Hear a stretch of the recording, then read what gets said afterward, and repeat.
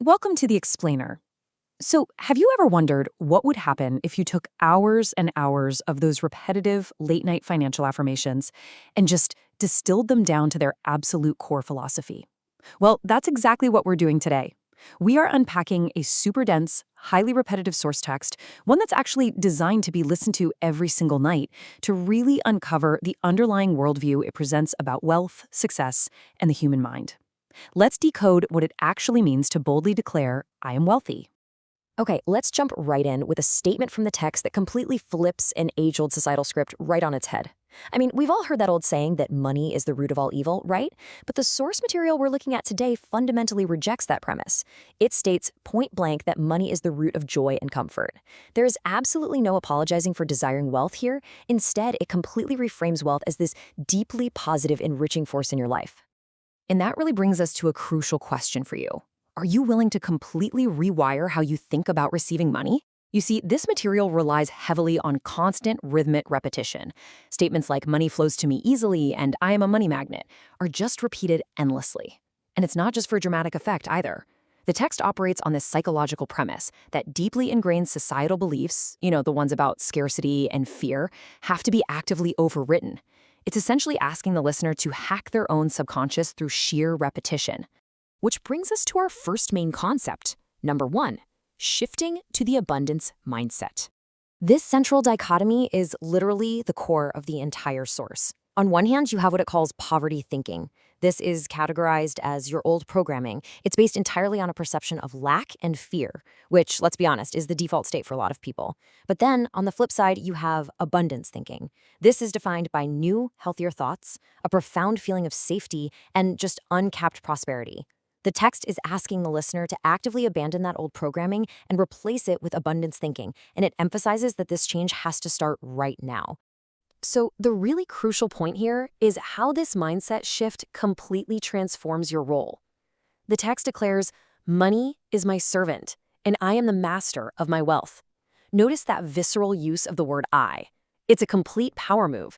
The text purposefully uses this language to empower the listener, actively shifting the relationship with money from one of anxiety, where money is basically dictating your life choices, to one of absolute mastery and control. You are no longer chasing money. You're directing it. Moving right along to our second pillar. Number 2, money is positive energy. Now, the source material impartially neutralizes any of that lingering societal stigma around wealth by defining money purely as an energy. It doesn't describe money as cold, hard cash or some sterile, calculating transaction. No, it characterizes money as a positive, free-flowing force, and even goes so far as to call it a loyal friend. And what's really fascinating is that it explicitly claims money coexists in total harmony with love, charity, and spirituality. In fact, it asserts that having money in your life should feel as natural as eating, drinking, or sleeping. All right, let's look at the third theme. Number 3, the infinite universe. Notice how seamlessly this connects personal worthiness to the cosmos itself. The text frequently invokes the universe as this limitless supplier. The logic here is simple, but honestly quite profound. Because the universe is endlessly abundant, meaning there is no actual lack in the world, only our flawed perception of it, and because the listener is a part of that universe, you are therefore inherently deserving of that exact same limitless good. The message is that there is absolutely nothing inside you that is undeserving.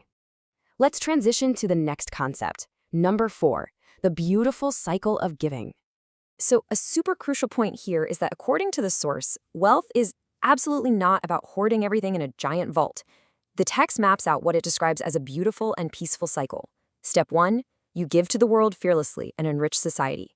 Step 2, because you sent out that positive energy, you actually receive good back multiplied. And then step 3, because you received more, you now have even more reasons and resources to give out again. It's this continuous, beautifully self-sustaining engine. Giving directly triggers receiving. Which brings us to our fifth pillar. Number 5, multiple paths to prosperity. The text makes a massive point of breaking the listener out of what it calls one-way thinking. It details a huge array of avenues for wealth to arrive. Sure, it mentions your standard job income and investments, but it places just as much emphasis on gifts, unexpected sources, known and unknown channels, and even miraculous ways. The whole underlying mantra here is that you have to remain completely open and receptive to wealth arriving from literally anywhere at any time. And wow, this brings us to what is probably the most provocative concept in the entire text. Listen to this quote. "The amount I have is not representative to how hard I work. I do not need to work more to get more." I really want to highlight how controversial, yet absolutely central this idea is to the material. It explicitly uncouples, well, actually it completely shatters the idea that exhausting physical labor equals financial reward. It proposes that true prosperity is a result of energetic alignment in open channels, rather than simply clocking more hours at a desk. And finally, we arrive at our last pillar, number 6, embracing financial success. Let's walk through this timeline together because it brilliantly illustrates that the text isn't promising some magical one-time lottery win.